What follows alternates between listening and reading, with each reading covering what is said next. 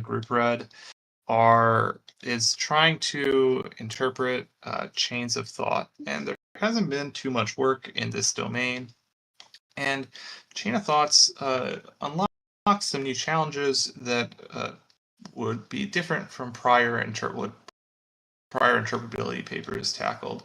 And a defining feature of chain of thoughts is that they are very long. Even, I don't know if you ever tried just getting a model to output as little text as possible. Even if you ask like Claude or DeepSeek, what's 2 plus 2? They'll output 100 tokens. So these are hard. These are very over multiple tokens. Whereas when you generate a single token, you can map out the layer activation, the circuits. Here, the model might plan to do a computation over multiple tokens, like uttering the next word might essentially be how it accomplishes some goal. And we tried to develop 3 methods for interpreting chain of thoughts and also to understanding CFTs. And in our work, one of the first things we do is we label the sentence. Well, first off, we look at sentences. We find that these often correspond to just natural human interpretable reasoning steps, more so than tokens. Looking at sentences also often makes analyses more tractable. A chain of thought might have 100 sentences or 2,000 tokens. And when you go down to just 100 data points, basically, you can do more stuff that I'm going to talk about. But yeah, so we labeled all the sentences under these different categories of note. We labeled some sentences as generating a plan. So this would be like the model says, I want to compute 4 to the power of 8. And then over the course of 8 sentences, it would most likely just 64 and so on. So there's some plan generation sentences. Also backtracking, and talk more about that. And then using these taxonomic categories, we would essentially demonstrate how these differ in a couple dimensions using our various methods. And the first method was an attempt to essentially establish which parts of the chain of thought are causally important. And we have a technique that I think is while still remaining on policy. And so what we do is we will essentially take our chain of thought, and it might have 100 sentences, and then to establish that a single sentence is important, what we can do is we can go to, say, sentence 12, and we can resample the model at sentence 12 and see at what rate does it get the question correct or incorrect. And then we can do this a bunch of times to get an estimate of accuracy at that point. And then we can do the same thing at sentence 13. And if we find that this uttered sentence had a causal effect, it had a big impact, it was unique, it was unexpected, but it really shifted this trajectory. And in the paper, we talk about a slightly more involved calculation, looking at the KL divergence. So this can kind of be seen as a generalization to contexts where there are multiple outcome variables. Like in math, they could say any number of polarity in the distribution between neighboring sentences, and you look for sentences that initiate a large change. In this figure, we also show this forced answer accuracy. So in some prior studies looking at the effects of tokens or subsets of COT, what they've done is they have essentially cut off the chain of thought and forced the model to answer immediately, like therefore the answer is like 2 or whatnot.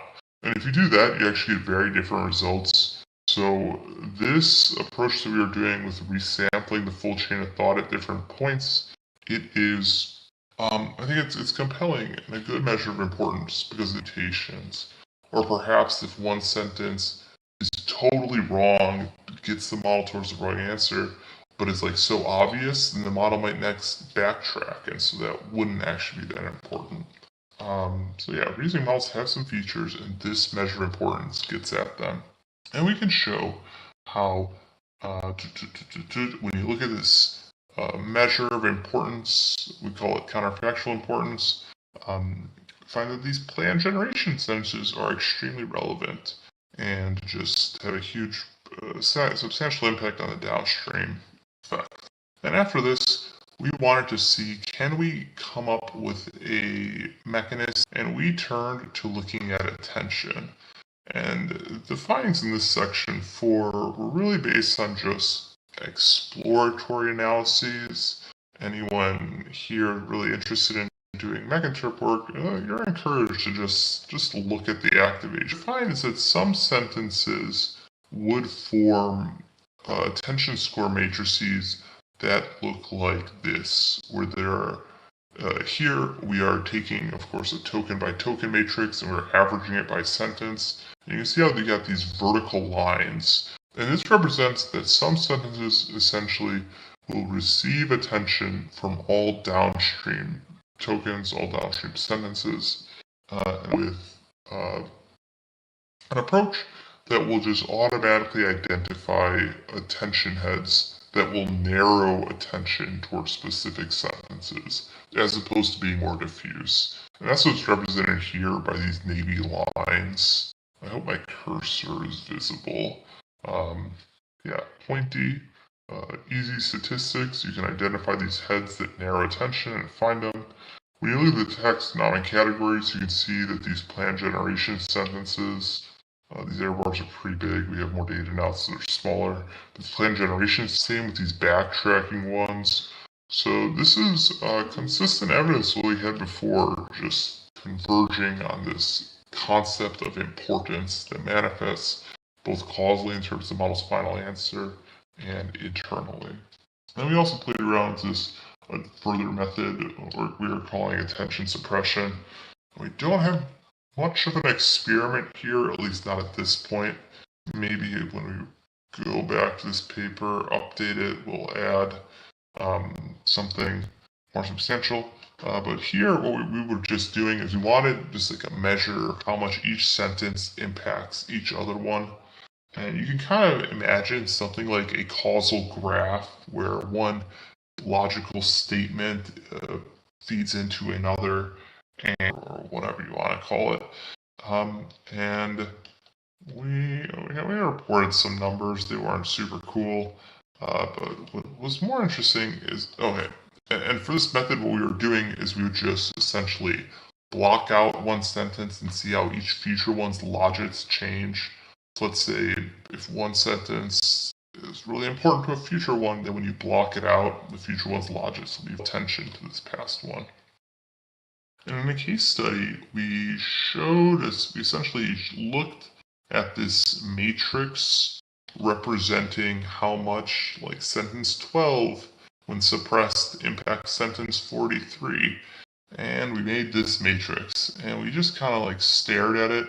These local maxima correspond to strong causal links, and they're like kind of interpretable.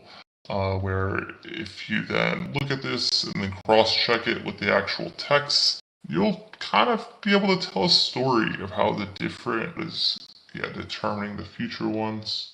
And we had this kind of detailed case study, a little bit vibesy, but I think we tried our best to unpack this. And then we also released this open source tool that was done by my partner, Uzay, which is kind of cool to use. In the paper here, I've opened up here this submission, so it's anonymous. There's another link and probably the one you all are reading. And that's this. Yeah. So, broadly, I think the main claims of this paper are that sentences are interesting. Sentences are also more interpretable than tokens. You can do these taxonomic categories. And important sentences exist. Some that just have a big impact on everything else, and also showed different mechanistic measures. And what else we got? I don't know. Yeah, trying to lay out some early vision for COT interpretability. I assume you're all clapping right now. I guess people can ask questions now if you are finished. I guess I'll ask a question regarding the code for the receiver head detection. Why was it the top 20, or if I understood it correctly from the code? The receiver. Okay, so I think 20 might have been a default. Yeah. What was it for the actual paper? Since I saw as a default in the code it was 20. Yeah. That's an improvement in the code. In the actual paper, we do say whatever the top is. Okay. Top 16. Got it. Well, was there a reason why you used top instead of a threshold? Because when I tried looking at the receiver heads, like the kurtosis measurements regarding the models, the majority of them had high kurtosis, and then the minority had low kurtosis. Do you mean like, why don't we define it like here as like 15 or something? Yeah. And just take everything above? Yeah. I mean, I think you could do either way. I think, either way is like kind of arbitrary. But I guess this way allows us to pick just a power of 2. I mean, in the end, this graph will pan out similarly if we pick top 16 or top 32. Yeah, another question is, I saw in the paper how it uses layer 36, but I looked in the dataset how there's 2 models, the chain of thought from the Llama 8B and the non-Llama 8B model, the Quen 14B. Does the model that you use to look at the tokens for have to match the model the chain of thought was generated by? Is it really accurate if you used I'm assuming based on the graphs used because the dataset doesn't give a distinction between the 2 models of Llama 8B and Quen 14 distill. So my question is even if they're both distilled from DeepSeek R1, they're both 2 different models that generated the chain of thought. So if you're classifying them as the same, which model did you use to look at it? Because I tried looking at it with the DeepSeek R1 distill Llama 8B, which has 32 heads and 32 layers from your dataset, and the kurtosis looked a little different. Is this right number? I got something else with the kurtosis with Llama 8B for some reason. Wait, so what is different? I don't think did you rerun this experiment with the llama? I mean, I think Uzay generated, okay, so you're saying I didn't rerun the entire thing. I only reran the base solution or a specific few chunks, and then tried getting the kurtosis scores across each head and layer and reading them out. Okay. Because you did it via the vertical score in kurtosis, the number of vertical score. I did it by just the kurtosis as the vertical axis, and then doing a distribution along all the heads and layers. Okay, but your point is that just when you rerun this Llama 8B data, you get some different numbers. Maybe you could share one of the plots that you have in the chat. That might make it clearer.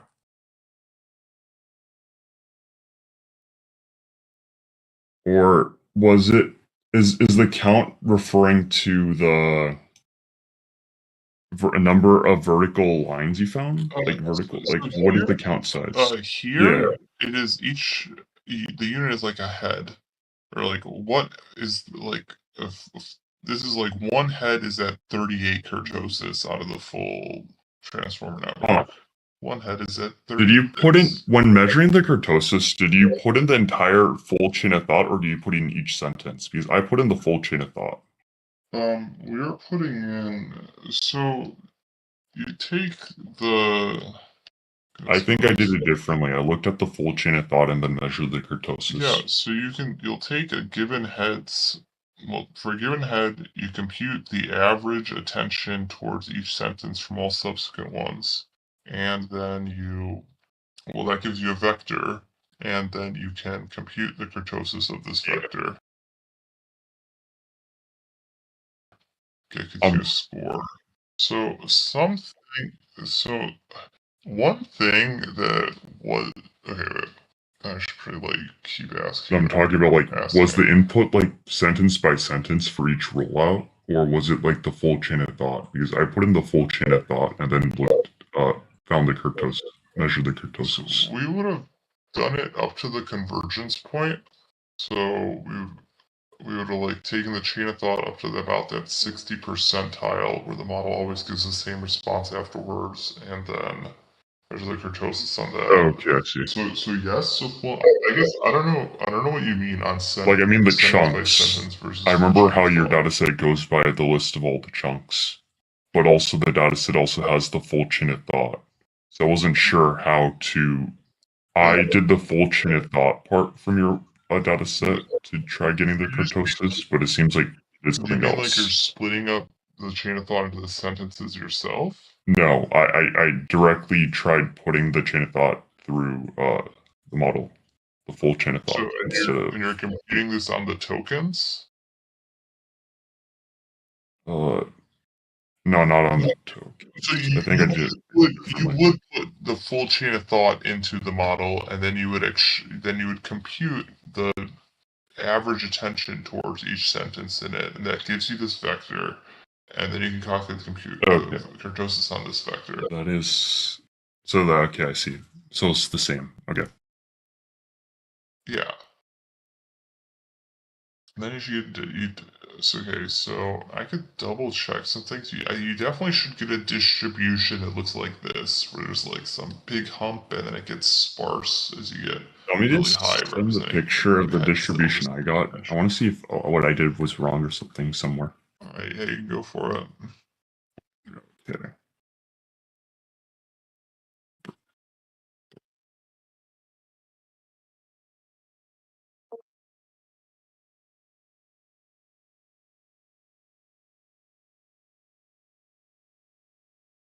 Does anyone else want to ask something while he's getting that ready? Or, I mean, also, all you feel free to talk amongst yourselves. I don't know. I did not expect this to be a little lecture. But if that's what it is, then I'll take this role. So yeah, feel free to ask questions. I mean, it's okay. I mean, the problem is, even when the author is not here, people rarely talk. It also ends be me reading whatever the paper is, and sometimes someone else saying something. But I don't feel like people talk that much normally. Sometimes, but mostly not. Yeah, I'm just following along the discussion that you're having with, Rembert. Okay. So we should just wait for these plots to come up.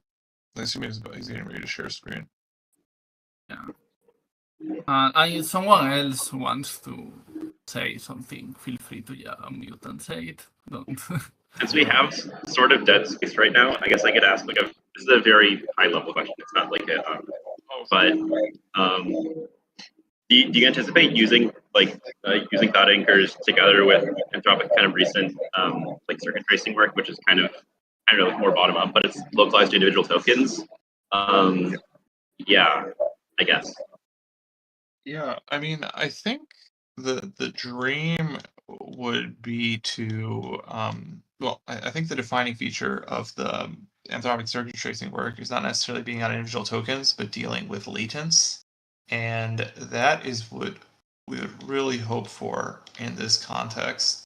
And my gut is that looking at sentences might still be informative there, if a given sentence, when it's making a plan, produces some type of interesting representation, and you can link it to other sentences once. I don't know. So that would be hopeful. there is another, I think, Neel Scholar team from Last Maths, which is looking specifically at reasoning latents, which I think would be more similar to that Anthropic paper. I don't know. Yeah, that is on our mind, that paper, but it's like, it's just very good, and it's hard to do something that good. Does that answer any Yeah, question? I think so. I think I sent one of the graphs I made for that. I just wasn't sure why it was that shape compared to your shape. Okay, yeah, wait. Are you just gonna show me the shape? Yeah. Yeah, I'm like, okay, so if it's like a bit I think Send maybe me the my chat. code was wrong, or I you sharing don't your know what I screen? did differently. okay, so my gut is that if it's like slightly different than what I have, then the code could be wrong on either of our ends. If it is very different, then I would guess there's an issue on your end, or I have like a very big problem on my hand. So I don't know. Go. I Feel just- free. I Are you copy sure? pasted some of the GitHub code for the vertical attention and then ran it on my attention head. So When did you copy that? Your my- GitHub. Yeah. Do you know when you did that? We had like a big refactoring. Honestly, that. Yesterday. Okay, that's good. Okay, so that was the code was a real mess a month ago. Did you paste it somewhere for me to look at this? I was the one also who put the issue on the GitHub. Oh wait, this issue on the GitHub. Okay. Wait, And remember the dataset I was talking about how it didn't work? That was me. Oh, okay. Yeah, I think my partner was handling that. Let me look up this GitHub issue. Is my screen being shared right now? No, that was just a random issue. It's not related to the code. Okay. Okay, wait. So what should I be I seeing think right the now? issue has already been closed. So it's not in the open issues if you look about it. Also, why do you choose 0.8 as being similar to for the counterfactual importance Um, in the GitHub? I think. Wait, 0.8. That's mentioned in the paper, right? That was just a number that my partner optimized after tweaking it, and he felt like that yielded interpretable-ish results. So that was just this is the number he arrived at after tweaking with it, and he felt was nice. Also, how do you, after you get the kurtosis scores, were there any kurtosis heads that were like any heads that attended to multiple sentences with slightly lower kurtosis scores? So higher kurtosis will just mean that it is narrowing, and I think. So if you go to the medium kurtosis, shouldn't there be like sentences where they attend to like multiple tokens? So for all of the heads, you should find them attending to multiple. I mean, usually, like even this example on the screen. Let me see. Like even this example on the screen, this represents it attending to like a dozen sentences highly, like all these spikes. So I would think if you're looking at something like this, it would like all of these lines represent one head. If that is, I mean, was that clear, or should that be like clarified in the paper? That each of these lines is like one head. So you can see how like if you pick a random median sentence, it might look, I don't know, like this cyan one. Not super spiky. I don't know, just kind of always like a little level. Maybe in some places it dies out. Like this is where it was doing arithmetic. So, but I don't know. Okay, so you graph the vertical attention by each head. I should probably do that graph to see if that makes something similar. Yeah, I would. If those match and the vertical histogram doesn't work, that might mean like both of our results are similar or something. Or I did it wrong, probably. Yeah, I would plot this. I have not. Am I like? So far, only plotted B. I haven't plotted A. Yeah. Okay. So, did you plot? Is this? Sorry, I'm like. So I'm on. That was not me. So I'm. So did you show? Yeah, that was the one who I complained about the data set. And did you show? Did one of these have a link to a picture that I can look at? Whatever numbers you're getting at. No, no, I don't think that's separate. I also looked at the like. I saw how like you got like layer 36 for one of the diagrams.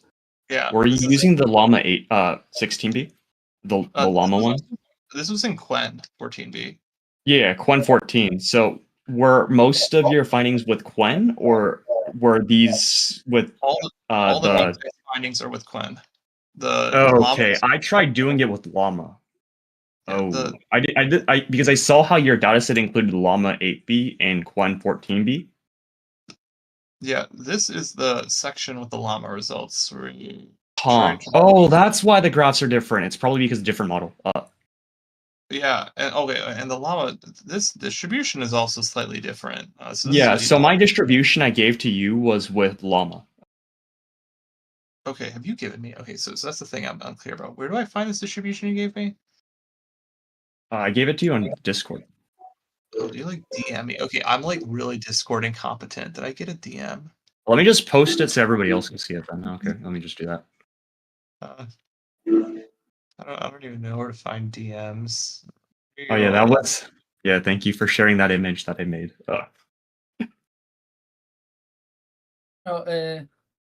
I posted both. It's posted on the channel on the. It's on the reading group channel of on the voice. Is there? Wait, I thought this is just voice. Oh my god, I'm like such. Like in the upper right of the voice channel, there's like a chat, like a text chat associated with the voice channel. Yeah. I don't see anything. I just see the interpretability reading group. Want me to screen share? Just please screen share. I feel such a boomer. Yeah, I used this was mine. I don't know why it was different. It's all good. I got extremely high kurtosis scores. Probably I did something wrong. Oh man. Okay, yeah, I'll say that's are you using let me look up whatever package I'm using. That I did the DeepSeek R1 distilled Llama 8B for most of my. Yeah, it wouldn't do that. There is some other issue. And okay, I know if you're getting that number, then I'm feeling really good about my numbers being the right ones. So like kurtosis, do you look up the Wikipedia article on kurtosis, what it's supposed to represent? It was like the line skewness. I remember those in the less wrong post. Yeah, it's just like you can think of it as computing the variance, but taking to the power of 4, and you're also normalizing by the variance, kind of. In either case, yeah, I use the get vertical attention score, and then the score about like summing, like getting the vertical attention score, and then the 3D kurtosis part at the very end. Do you have a Claude Code subscription? No. Oh boy, do you have Cursor? Is this Cursor? No, this was using the assisted with Gemini. I just used the free Gemini and then looked at the other side. Yeah, see if you can maybe just remake some things from scratch. Oh my god, yeah, the code. But mostly it wasn't. I mostly just stole code from what you made and then repurposed it. That's honestly never had a project where someone actually looked at my code. So I did not. So this was not mostly AI generated. This was mostly your GitHub, and then I Frankensteined it. Moved it around, yeah. Yeah, I've got okay, if you can, something I would appreciate is if you can DM me all the issues you feel like you've had with the code, and then I don't know, in my mind, I didn't even want to release this code until it was accepted, but my partner really pushed me to. And I mean, well, it's helpful though. Like I was able to take the vertical attention score and the kurtosis score code. I'm really stoked it did something. I don't know if you could just DM me. Can you actually? Maybe I just ask for an email. I'm not gonna know how to find these DMs. Okay, I'll just try debugging it and then I'll send it to you. Then. Yeah, and just also just send me whatever was clear about the code. Bruh, I watched the Neel video and then the paper as the tutorial to understand this, and then I looked at the code. Yeah. Okay. Share the screen. Okay. So anyone else want to talk Oh yeah, one question I have is, did you find any findings with the uncertainty management and plan generation corresponding with the receiver heads? Oh yeah, so that was this. That was these here. That's what figure 5 is supposed to be. It's reporting the mean receiver head score for Yeah. each of these taxonomic categories. Mhm. Yeah. No, those are the two most important. But did he that shows? Oh yeah, that shows also receiver head scores at the same time. Oh yeah. Oh yeah. Sorry. So yeah. So we have both. This earlier one is on importance, and this one is on Yeah, receiver okay. heads. And in the So probably what I need to do is just. I wonder. Yeah, I'm right now trying to ablate all the receiver heads to see if, also with random ablations to see if the receiver heads, without the receiver heads, like the uncertainty management and plan generation are more important. yeah, we okay. Yeah, you're encouraged to do that. We have actually already done this. So Oh, this you was did? Where? this was Appendix J. What was it in the code? Shoot. Oh, I missed it. Oh, it's not in the code. Fucking just getting that much code just on the main text analysis was a miracle. in Bro, I info. missed it. I didn't even see Appendix J. Yes. Ablation, this actually is kind of practical. You need to ablate so many goddamn heads to impact the accuracy. I think reasoning models have like a ton of like error correction basically just built in. So even if they make a slight issue, they'll get back on course. The amount of heads we needed to ablate was just way more than I thought would be needed to have an effect. Did you, when removing the receiver heads, other than the performance, did you? Oh yeah, you saw the sentence resampling importance. So we had yes. So when we ablate the receiver heads, it'll have more of an impact. But what struck me is just like how many heads you needed to remove to have any discernible effect. Like we can drop out 128 heads, so that's like 7% of the network, and the effect on accuracy is like negligible. I don't mean on accuracy. I mean on the sentence importance for the uncertainty management and plan generation. I've not looked at that. We just looked Okay, at. that means what I'm trying to do is unique at least. Okay, that's good. Yeah. I was not trying to look at the results of ablating the receiver heads and then seeing the impact on the error. I was looking at removing receiver heads and then seeing the counterfactual importance of the sentence categories. Because my theory is the receiver heads are the reason why plan generation and uncertainty management are more impactful. Yeah, so that is cool. It seems like it'd be okay. So to measure counterfactual importance, I mean, you need like a lot of samples, and for that we use like a serverless like provider, which was much nicer than implementing on your own. I think maybe you can do something where you're just like isolating 2 sentences instead of trying to resample the whole chain of thought and get some to work. I'm planning to just do one question instead of the entire data set. Yeah. And using the chunk, I'm just doing one problem because, or a few sentences in that problem. I've been trying to get it to work with the entire problem, but too many sentences. Well, one thing you're gonna maybe it'll do something. I don't know if this is for like a Neel Nanda math stream application. Maybe it'll work. Yeah, this is my first attempt. That's good. Okay, yeah. For first attempt, you got 48 hours. Not even 36. I procrastinated too long, so I actually didn't get a lot of work done. Oh yeah, it's tough. Doing research, the findings just don't come out. My gut is that you might have an uphill battle. There's like just okay. So any of these findings with taxonomic categories is going to be kind of noisy, just because the categories are kind of coarse, and there are just going to be some things labeled plan generation that are genuinely important. Others that just don't have much of a causal effect. And also going to be some labels that like. I think we're labeling them like if you just look at the sentence in isolation, it's a correct label, but like when you actually look at the full chain of thought, you feel like the labels may be a little inadequate. It's hard to exactly describe, but my point is that a lot of these patterns only appear when you do actually average over like a pretty hardy number. Like, I mean, I think we got reasonably strong results even only looking at 20, but like an individual sentence, it's like very unreliable. Not an individual sentence. I'm looking at the entire full chain of thought for a problem. So out yeah, of all the problems, I'm just looking at one. yeah.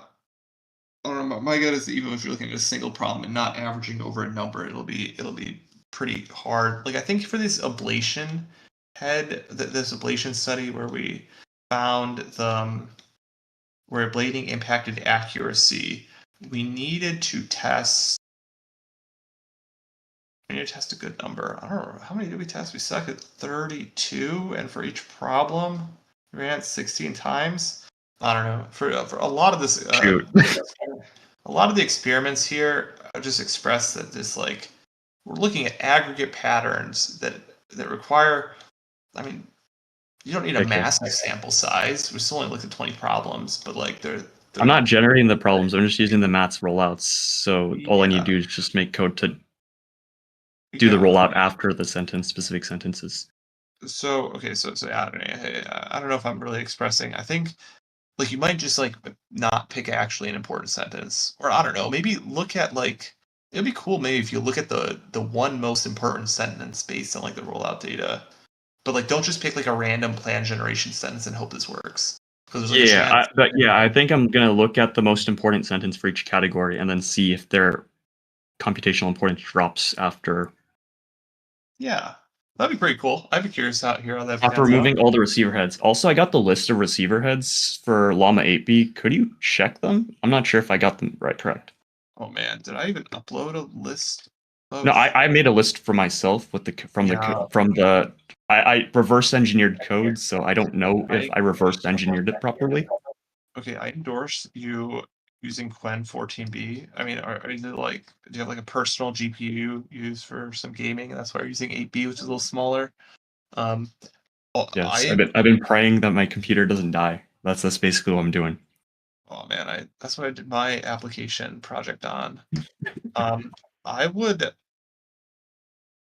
14B and all I don't know a whole ton about Llama. This is like these 2 pages are the only things on Llama. This is all the graphs were made with Quen, from the model data was from Quen. Oh yeah, no, I think we had.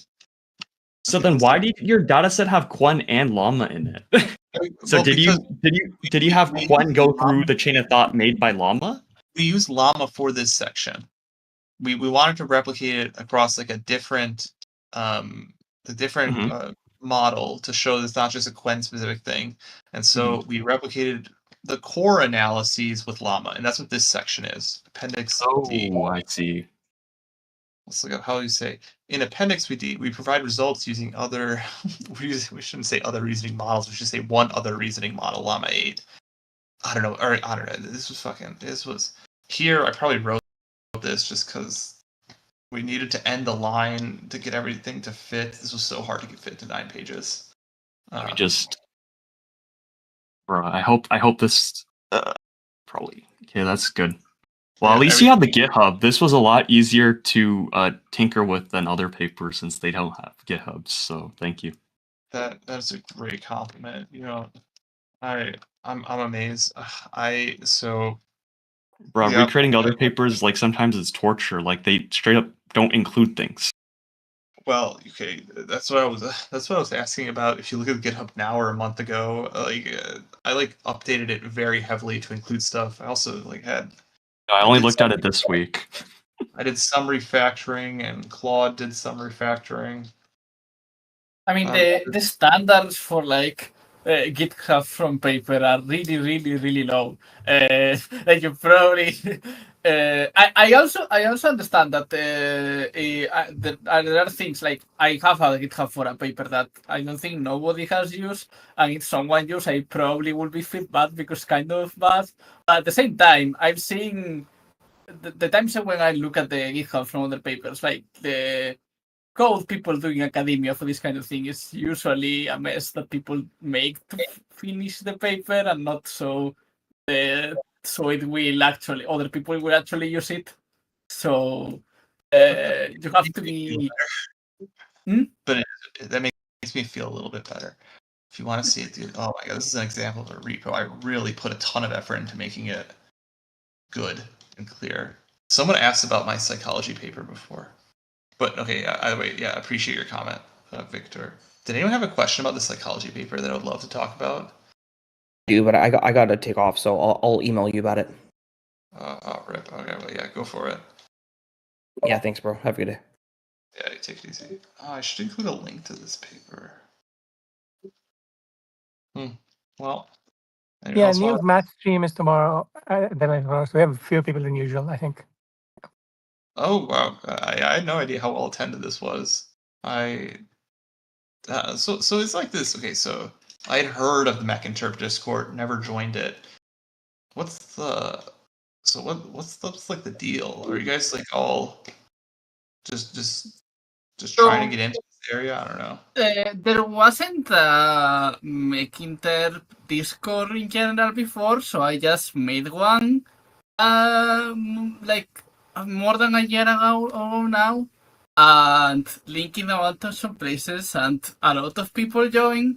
And I don't know, there are people who are writing papers and people who are trying to get into maths or whatever. Anthropic linked a link to this Discord at some point in some post. Oh, that's cool. So I don't know. There is a lot of people. I feel like most people don't interact much with the tech server. The main thing that people come to is the reading group. Sometimes the reading group is like we have the author and we talk with the author and ask questions. So other times it's just basically me or someone else just reading the paper out loud and commenting things and seeing if other people want to say something. Yeah, and the average participation is 0 to 2. Okay, that's like every journal club ever. So Yeah. Often there is people like there is a lot of people who are just here to listen also. So, but yeah, I ran some hackathons at some point. I probably will do more in the future. There is a bunch of like channels for specific projects, but most of them are like projects I personally led. So I don't know. I feel like it could be like there is a lot of people in the server, and it could be like there's probably something I can do to make it more active. But yeah, It's probably always the classic thing where you have a large server, people join in, and they just kind of lurk. Yeah, It's a it's small the lurk. active. 99% lurk. yeah. there's that thing like 90% of people lurk, 10% of people comment, 1% actually post OP. But what am I talking about? 90. Things here has to be worse because like there is 2,000 people or something like that on the server in theory, but I don't think it's probably less than 1% of that actually say anything or are active. Well, 2,000 people, 1% is not bad. I controlled F. Neil has commented here, which is cool. Yeah, Neel does comment here sometimes. He was in the reading group when he started at some point. Now he's busier. But unfortunately, we weren't doing recordings back then. But yeah, and yeah, I talk with Neel has sometimes is here, not that often, but he has a role, so I let him like do announcements and stuff. So he also usually announces maths and whatever here. I find the server to be a good tutorial, though. It was the jumping off point for me. Oh, that's nice. Yeah, there is also another reading group thing that's, but I'm not sure what that one is exactly about. So are you all maths hopefuls, or are you? What about at least the two people speaking? I did maths like sometime ago, a few like it's more than a year now. Yeah, I did it 2 years ago.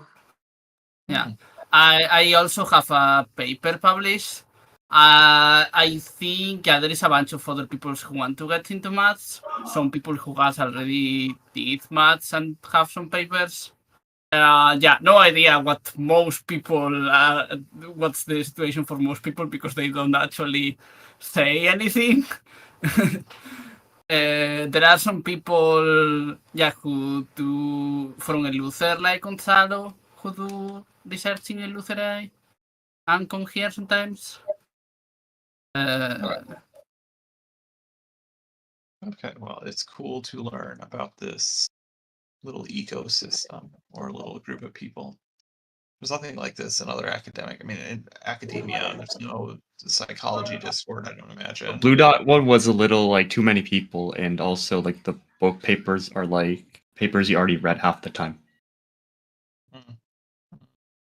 So this was the best one for me, in my opinion.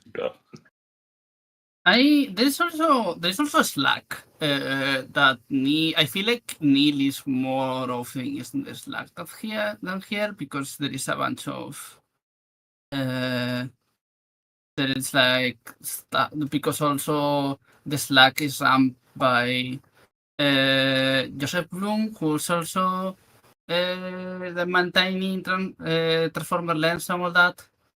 Joseph Bloom. Yes. Okay. And it has a Slack. There used to be a link to the Slack somewhere here, but I think it's not working. But I like the Discord more. I could give the link to the Slack too if you want. But mostly, I just made the Discord just started because I saw. Well, originally I saw there were a lot of people who didn't get in maths and other things like HST camp or whatever, and wanted to do Mech Interp. So originally my idea was like to make the Discord so people could organize with each other to just work on Mech Interp projects or whatever. And that basically doesn't happen. Like there is probably a lot of people who want to do that kind of thing, but there is not a lot of people who are willing to, take initiative and actually lead a project or something. So yeah, if there is a way of making people do that, I don't know how. Well, you're the one leading everything because I don't know how to lead anything. Yeah, but that seems not super. I think I need to maybe make more hackathons or something because that has resulted in people like doing things after, like keeping working on the project they started after. Yeah. I'd be down for some sort of like co-working session or something. I mean, yeah, this is kind of my first like Mech Interp like regular event that I participated in. Previously, like read a little bit of stuff, but like this is my first actually participatory thing I've done, and it's been quite helpful. I think to like meet up once in a while and like talk to real people. Yeah, I guess hear back. I could do something. I can run something with the some co-working session. Yeah, I also wish that like other people will actually come up with things and the server doesn't basically rely on me organizing everything because I'm not the best person to rely on to organize things. But yeah, I don't know. I guess I can try that. We used to have something like that on Mondays, but people stopped coming to them, so we just stopped. But I can try to run that again. Well, Anyway, does anyone else, going back to the paper? ECV, did you get the DM I gave? What? Did you get the Discord messages I gave you? Or you have to accept it. Like I think it's a message request if you didn't accept it. Let me share screen. Okay. Oh, is this direct messages? Okay, wait. I tried setting direct. Oh, here we go.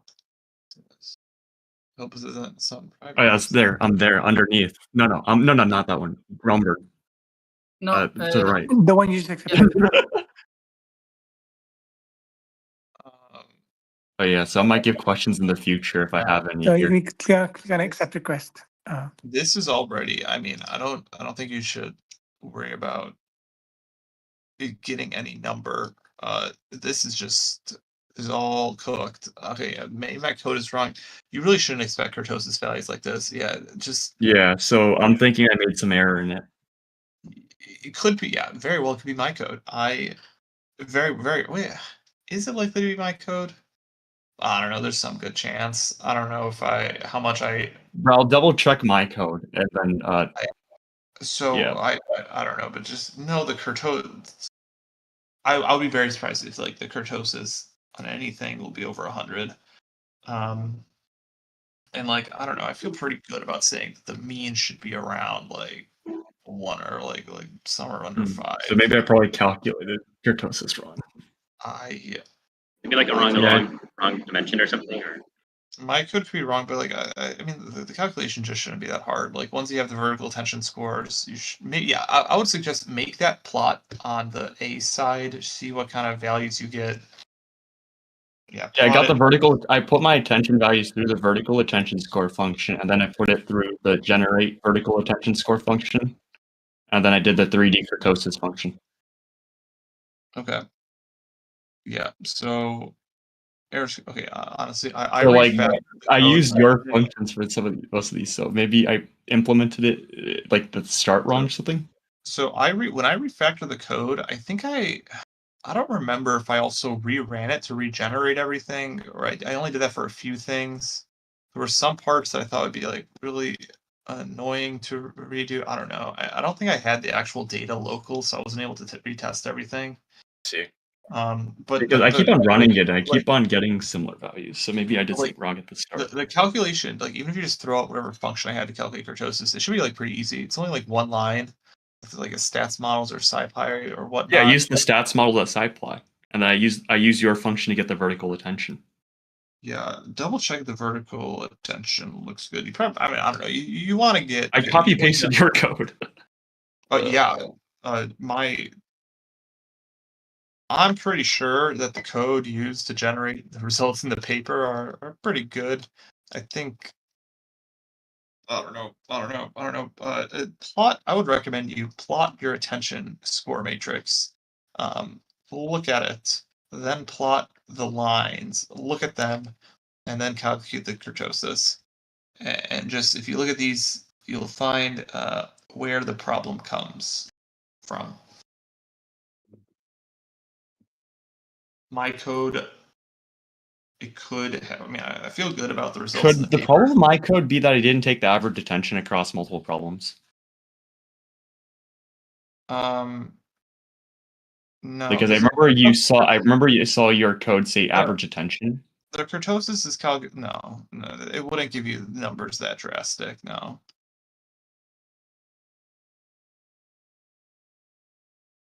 Maybe it wouldn't. That wouldn't be it. I guess I'll continue looking at it. Maybe there's something wrong. It's probably something dumb you accidentally copied wrong or something would change when copying. I would recommend plotting. Plotting always helps. Yeah, plotting everything is usually a good idea. Yeah, I got the chunk, the one chunk. I got the that you think there is no way they will be wrong. You should plot them. No, I think I did something wrong. I just don't know where. I did the solution. I got that from the dataset over on the side. I got the full chain of thought. Not this one, I think. And then I went through the model, and then I went through the input and model, and then I used the output dot attention from the outputs to get the attention values. Then I proceeded to then put in the attention values into the vertical attention score. Yes. Do you have a Claude subscription by chance? No, I do not have a Claude subscription. Shame. Good. I can do some real good. Have you ever played around with Claude Code? I mean, I guess like no. Otherwise, you probably No, I wouldn't. have not, because I don't want to use it's. Or you got- Doesn't have a student version of it. Yeah, or you still got the Gemini CLI, which maybe can do something. But I got then I put in the average attention the attention matrix I got from here into here. Got vertical scores. So I'm gonna step out it for it, but my big recommendation is plot your data. Cursor is great at plotting data. Just like plot your attention score and then plot the lines. And plotting is the best way to debug. If you haven't done this already. And plotting it at each stage. Okay, I'll plot it at each stage to see, because probably it's a bug. Yeah, and also if you're doing it also, that's something you'd want to include in your executive report to Neel. I guess I could put in the debugging and everything. Yeah, just say Gemini, find the bug. Okay, well, I'm gonna head out. You can post issues on the GitHub if they are there. This code, there's a good chance it'll be better this fall. Not in the immediate future, but it'll. Yeah, I don't know. Yeah, we want to have good code, but it just has not been feasible. Thank you. Well, I'm flattered that people read this paper. All right. Yeah, thank you for sharing and introducing it to us and for the discussion.